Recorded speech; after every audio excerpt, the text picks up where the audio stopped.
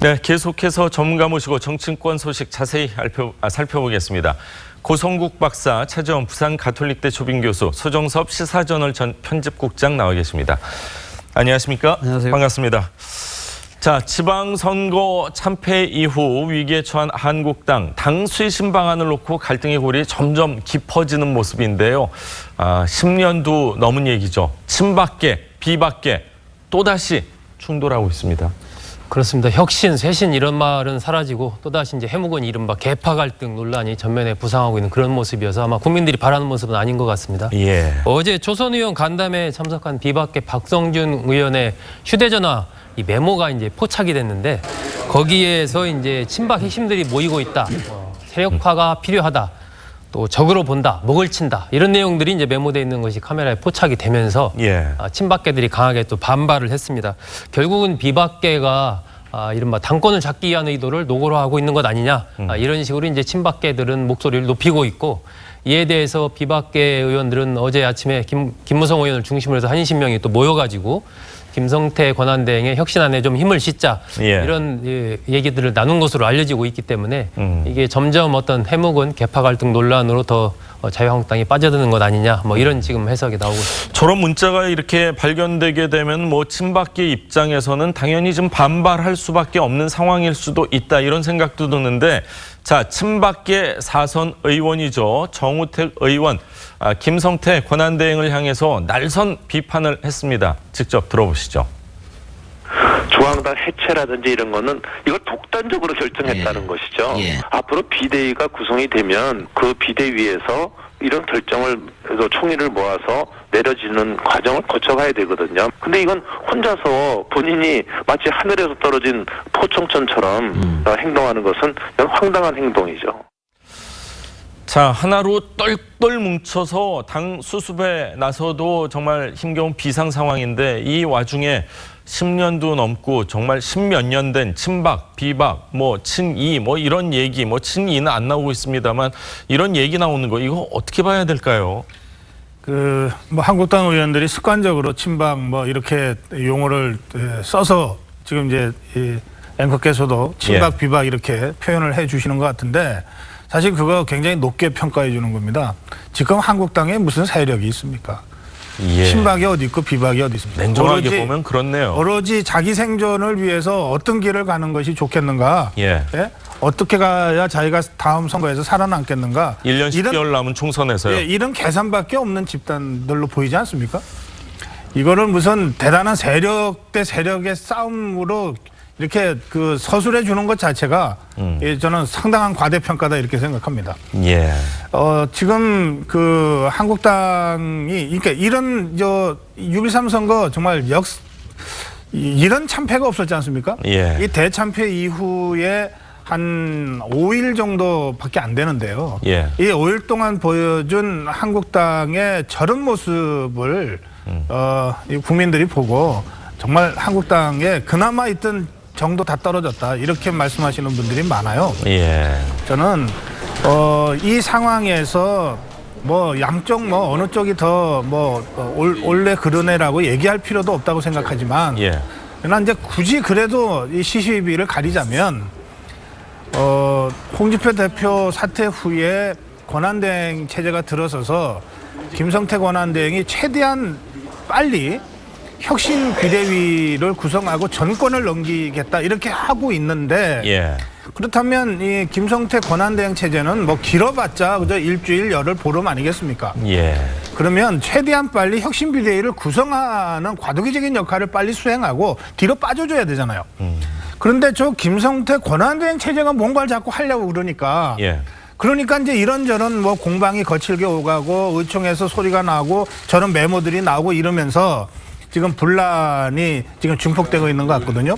그 점에서는 어쨌든 권한대행이 과도기적인 역할이라고 하는 점을 좀 정확하게 인식하고 최대한 빨리 혁신비대위를 구성하고 빠지겠다 이런 관점을 가져야 그나마 저런 소란이 좀 잦아들 거라고 저는 생각합니다. 차 교수님, 보통 정치인들이 휴대전화 메모나 온 문자를 언론에 슬쩍 이렇게 흘리는 경우가 있는데 이번 경우는 제 눈에는 그런 걸 원한 것 같지는 않고 정말 좀 들켰다 이런 표현이 맞는 것 같은데 어떻게 보십니까? 근데 뭐 저는 언론 보도를 봤습니다만 현장 기자의 전언에 의하면 예. 그 지금 이 휴대폰 문자 메시지를 보인 박성준 의원이 예. 약간은 조금 드러내놓고 보라는 듯이 했다는 거 아니겠습니까? 뭐 그렇습니까? 현장의 예. 분위기는 그렇습니다. 현장 분위기는요? 예, 현장의 분위기는 그렇겠는데 저는 그런 걸 지켜보면서 그런 생각을 해봤습니다.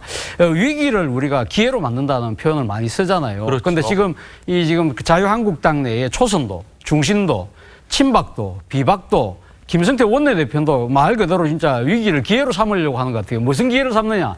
자신의 정치적 영향력을 극대화하고 예. 배가시키는 기회로 지금 삼고 있는 것이 아닐까라는 생각이 들 정도로 지금 전부 다 자기의 정치적인 이걸 어떻게 극대화한다는 그런 시각에 맞춰서 행동하고 있는 것처럼 비친다는 것이죠. 예. 진짜 이 위기를 기회로 만들려고 한다면 저는 세 가지 정도는 진행돼야 된다고 봅니다. 첫 번째는 뼈를 깎는 자기 반성의 노력이 보여야 된다는 것이죠. 그렇기 위해서는 사실은 지금 이 중앙당 해체 정도만 이야기했습니다만 저는 제 생각에는 리모델링 수준이 아니라 예. 완전히 새로 시작해서 재건축 그렇죠. 수준의 이야기를 하면서 모든 기득권을 다 내려놓겠다. 그럼 지금 현재 113명의 현직 의원들 전부 다 모두 불출마할 수 있고 다 정계 은퇴를 할 수 있다는 각오로 모든 걸 다 내려놓는 모습이 필요하지 않을까 하는 생각이고요. 두 번째는 익숙한 관행으로부터의 탈피입니다. 어떤 식으로 항상 보면 적당하게 혁신 비대위 만들어서 얼굴마담 데리고 와가지고 위기의 순간만 넘기면 되겠다는 이러한 관행은 깨야 된다는 것이고요. 그리고 예. 세 번째는 과감한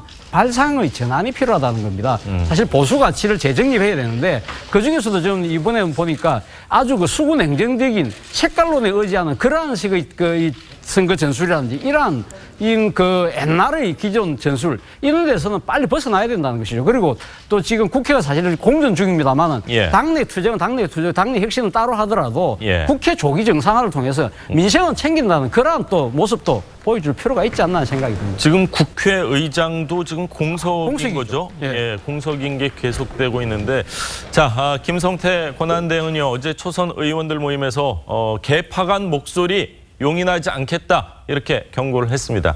직접 들어보시죠. 그 초선인들을 대표해서 우리 의원 한 분이 저한테 공식적으로 요청이 왔었습니다. 처음부터 계획된 거였습니다. 제가 이 자리에서 분명히 밝힙니다만은 당이 쇄신하고 혁신하고 이런 변화를 추구하는 부분에 대해서 개파와 모임을 통해서 일신상의 안위와 또 어떤 입장을 또 유지하고자 한다면 앞으로 단호하게 배척하고 용납을 하지 않겠습니다. 자, 어제 초선 의원들도요 혁신 논의가 개파 갈등으로 변질돼서는 안 된다는데 의견을 같이 했다고 합니다.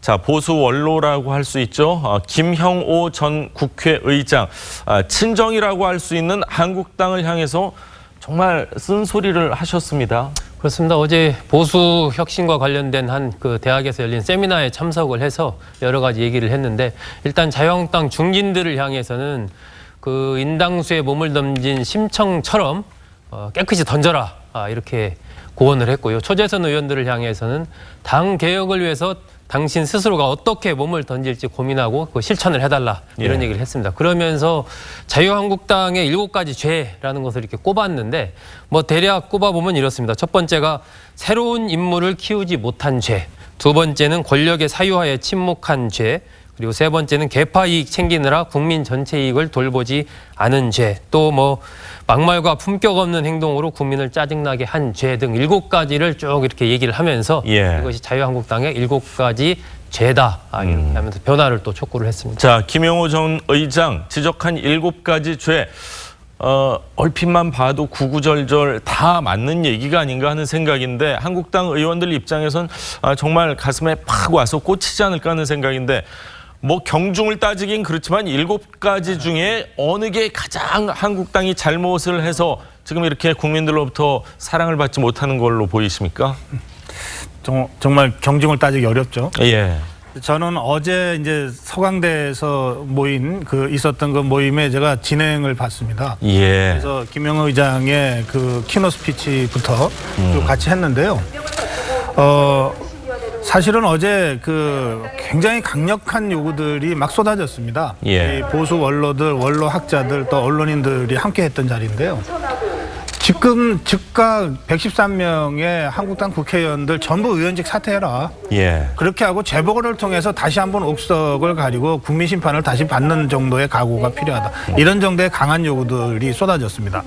그런데 어제 그 김영 의장의 키노 스피치도 그렇고 전체적인 그 이 흐름은 어쨌든 패배 원인을 정말 제대로 분석해야 되지만 중요한 것은 그래서 보수가 어떻게 다시 재정 비료를 하고 다시 나아갈 것이냐에 포커스가 맞춰져 있었습니다. 그래서 예. 김영 의장의 7가지 죄 중에서도 희망과 비전을 제시하지 못하고 새로운 인물을 키우지 못한 부분이 특별히 좀 강조됐습니다. 7번째 마지막 7번째와 지적하신 첫 거예요? 번째 겁니다. 예. 그러니까 희망과 비전 제시를 앞으로 제대로 하고 그게 걸맞는 새 인물을 키워야 보수가 살 수 있다. 이 연결된 얘기를 하기 거죠? 위해서 그렇습니다. 예. 이 얘기를 하기 위해서 쭉 이제 분석을 했던 것이고요. 어제 토론회에서도 전체적으로 어떻게 하면 새로운 희망과 비전을 제시할 수 있는가, 그리고 그 희망과 비전은 어떤 방향일 것인가. 예. 이를테면 아까 잠깐 말씀 나왔습니다만 이 한반도의 대전환의 시기에 과연 이 20세기적인 냉전적 방식으로 얘기하는 것이 과연 제대로 진정한 보수의 몫을 다한다고 볼 수 있는가? 뭐 이런 어떤 아주 근원적인 어떤 반성까지 좀 촉구하는 그런 토론의 자리였거든요. 그 점에서 저는 한국당 의원들이나 또 보수 세력들이 어제 있었던 토론회에 뭐 발제문들이 굉장히 훌륭한 것들이 많이 나왔기 때문에요. 좀 찾아서 좀 볼 필요가 있다고 생각합니다. 예. 저는 저는 앵커께서 말씀하신 대로 7가지가 다 구구절절 다 옳기 때문에 여기서 뭐 어느 하나를 택하고 자시고 할 것이 좀 뭐 그렇게 굳이 가릴 필요가 있을까라는 생각을 해봤는데 무엇보다도 더 중요한 것은 이러한 쓴소리를 대하는 한국당의 태도입니다. 그동안에 한국당을 둘러싸고 여러 가지 이 당 내부, 당 외부에서 쓴소리들이 많이 나왔지 않습니까? 그때 한국당이 보여준 태도가 뭡니까? 항상 이런 이야기거든요. 아니 자기 지역도 못 챙기는 사람이 뭐라고 이야기를 하느냐. 또 하나는 뭐 맨날 웰빙 정치하면서 뭐 이럴 때마다 툭툭 튀어나와서 이렇게 어거지식으로 이야기하느냐. 또 하나는 자기 당권 노리는 거 아니냐. 뭐 이런 이야기들이 항상 나왔었거든요. 그러니까 이러한 쓴소리가 나왔을 때 항상 길을 막고 오히려 당내에서 여러 가지 아니면 당 밖에서 놓은 이야기들 소통을 지금 차단하려고 하는 그러한 자세가 문제였다는 것이죠. 그래서 이런 위기 상황에서는 말 그대로 흑묘, 백묘론이 필요하다는 겁니다. 고양이를, 쥐를 잡는데 흰 고양이가 어떻고 검은 고양이가 어떻습니까? 제가 정말 필요한 것은 자유한국당 입장에서는 열린 마음과 뭔가 이야기를 듣겠다는 경청의 자세가 아닐까라는 생각이 듭니다. 예. 경청을 하다 보면은 마음이 또 움직여지지 않을까. 그렇죠. 예, 그런 생각이고 아마 현역 의원들 뭐 중진 의원들 좀 불출마 선언 좀 빨리 해줬으면 뭐 이런 마음들 많을 텐데 초선 의원들도 사실 존재감이나 지난 2년 동안 사실 뭐 특별히 발언했던 게 기억이 나는 게 전혀 없거든요. 그런 부분에 대해서도 초선 재선 의원들도 분명히 책임은 있다고 생각이 듭니다. 자, 지금 선거 패배로 이 책임지고 당대표 물러난 홍준표 대표 근황을 좀 얘기하겠습니다. 변호사 개업 신고를 했는데 직접 변호사 할 마음은 아니라고 또 밝혔습니다. 네, 그렇습니다. 1982년에 이제 사법시험에 합격을 해서 1995년에 변호사 등록을 했죠. 그 전에 이제 검사로 있다가 그리고 나서 변호사직을 쭉 유지를 하다가 2012년 12월 달에 이제 경남지사의 보궐선거로 당선이 되면서 그때 이제 휴업 신청을 했습니다. 그런데 어제 이제 홍 전 대표가 서울지방 변호사회에 다시 변호사 개업을 하겠다라고 자신의 집 주소를 사무실로 한 이 개업 신고서를 제출을 했거든요. 그래서 아마 서울지방 변호사회 얘기대로라면 빠르면 내일 정도 처리가 될 것으로 보이는데 홍 전 대표 측에서는 이명박 전 대통령을 인간적인 차원에서 좀 위로하기 위해서 만나고 싶어서 만나기 위해서는 이제 변호사 어떤 그 자격증이 필요하기 때문에 그래서 개업 신청을 한 것이지 실질적인 변호사 어떤 업무를 하기 위해서 신청한 것은 아니다. 이렇게 지금 설명을 하고 있고 박근혜 전 대통령 면회와 관련해서는 인간적으로는 가는 게 맞는데 박 전 대통령 측에서 접견을 거부하고 있기 때문에 거기에 대해서는 뭐라고 얘기하기 어렵다 이런 입장을 내놓았습니다. 변호사 일을 막상 하려고 해도 의뢰인이 그렇게 많을 것 같지는 않다 그런 생각까지 드는데 자 이번엔 여권 이야기를 좀 하겠습니다. 문재인 대통령 복심이라 불리는 청와대 이 양정철 전 비서관 귀국을 했는데 항상 이렇게 뉴스를 몰고 다니시는 분 같아요. 워낙 문재인 대통령의 그야말로 이 최측근 인물이고 하다 보니까 주목이 계속 되는 것 같습니다. 지난해 5월에 문재인 대통령이 당선되고 나서 나는 외국으로 가겠다고 해서 뉴질랜드로 갔지 않습니까? 예. 그리고 나서 지난 1월 달에 이제 책을 출간해서 그걸 계기로 북 콘서트를 국내에서 또 해외에서 몇 차례 곳곳에서 했고, 했죠. 예. 그리고 나서는 주로 이제 일본에 머물렀거든요. 이 개요대 방문 교수로 있었는데 지난 16일 날 일본에서 이제 우리나라로 귀국을 했습니다. 본인 표현대로라면 1년 동안 해외에 있으면서 몸과 마음이 굉장히 지쳤다, 이렇게 얘기를 하고 있고, 뭐 회복이 되는 대로 일본으로 돌아갈 것이다라고 얘기는 하고 있지만 정치권에서는 대체적으로 이제 귀국을 한 것으로 이렇게 좀 보고 있기 때문에 예. 앞으로 이 문재인 정부의 국정 운영과 관련해서 양정철 전 비서관이 과연 어떤 역할을 할 것인가, 여기에 대해서 지금 많은 관심이 집중되고 있는 그런 상황입니다. 보통 외국을 나갈 땐 휴식차 나간다 그랬는데 이제 휴식이 너무 길어지다 보니까 또 좀 많이 지쳤다 그러면서 이제 돌아왔는데요. 자, 문재인 정부 2기 청와대 입성 가능성에 대해서는 어떻게 보십니까, 구 박사님? 청와대 입성 가능성은 별로 없다고 생각합니다. 예. 그 대통령이 아주 믿는 사람이고 또 굉장히 활동적인 사람이 한 1년 아무 일 없이 쉬라 그러면 그것 때문에 힘든 거겠죠. 예. 그런데 저는 그 엊그저께 수석보좌관 회의에서 이제 나온 얘기가 문재인 정부 1기 끝나고 이제 2기로 가면서 뭐 이렇게 쭉 되잖아요. 예. 통상적으로 1기, 2기 구분은 이제 개각이 있을 때, 중폭 이상 개각이 있을 때 뭐 이렇게 되는데 지금은 그런 것도 없이 1기, 2기로 구분한 걸로 봐서는 청와대의 발상은 지방선거까지는 1기, 그러면 총선까지 2기, 다음 대선까지 3기 뭐 이렇게 선거를 중심으로 나누는 것 같아요. 그러니까 청와대가 국정 운영을 함에 있어서 이런 선거를 기준으로 해서 나누는 것이 적절하냐. 예. 이런 부분에 대한 문제 제기는 제가 해놓겠습니다. 그런데 어쨌든 그런 기준을 가지고 지금 보고 있으니까 예. 만약에 6.13 선거에서 여당이 패배했다면 문재인 정부 1기가 2기로 접어드는 과정에서 상당한 위기다 이렇게 봤을 거고, 그렇게 되면 오히려 양정철 전 비서관 같은 사람들이 전진 그럴 수 배치도 있겠네요. 검토가 됐을 수 있을 겁니다. 예. 근데 지금은 뭐 대승을 하고 분위기 좋지 않습니까? 이런 상태에서 양정철 비서관이 다시 이제 공직에 임명되는 거, 이것은 지금은 타이밍이 아니다, 그런 느낌 때문에 제가 가능성이 없다고 말씀드렸고요. 그러나 워낙 대통령과의 어떤 신뢰관계가 깊은 사람이기 때문에 꼭 공직에 없더라도 뭔가 전체 집권 2기, 집권 3기에 대한 그림 같은 것은 예. 정말 대통령과 직접 소통하면서 조언할 수도 있는 거 아니겠습니까? 예. 그런 점에서는 양정철 전 비서관의 역할은 일정하게는 있을 수 있겠다. 저는 그렇게 생각합니다. 차 교수님. 그러니까 정권인수위원회 역할을 했던 그 국정자문위원회가 문재인 정부 5년을 3기수로 나눴어요. 첫 번째는 혁신기, 두 번째는 도약기, 그다음 안정기거든요. 예. 아마 제 생각에 작년에 적폐 청산 드라이브하고 이번 지방선거까지는 아마 혁신기는 끝났다. 이분부터는 도약기라고 해서 아마 이기라는 표현을 쓸 것 같은데, 저는 그럼에도 불구하고 양정철 전 비서관이 돌아올 가능성은 저는 별로 없다고 봅니다. 지금 야구로 치면 선발진이 정말 잘하고 있는 거거든요. 그런데 예. 굳이 구원진을 내세울 이유가 없는 거 아니겠습니까? 그리고 또 무엇보다도 양정철 전 비서관이 여러 번 이야기를 했거든요. 본인은 잊혀질 권리를 이야기하면서 물러나고 난 뒤에 그 뒤에도 계속적인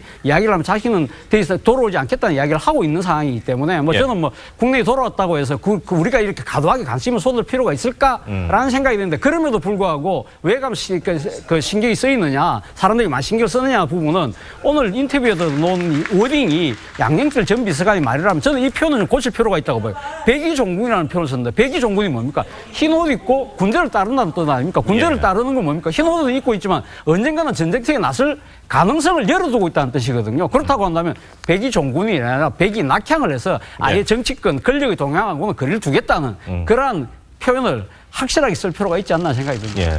권력과 거리를 둬야 된다. 두 분 다 그렇게 말씀을 하셨는데 경제 활동은 좀 해야 되는 거 아닌가요? 계속 쉬라고 할 수는 없는 거 아닙니까?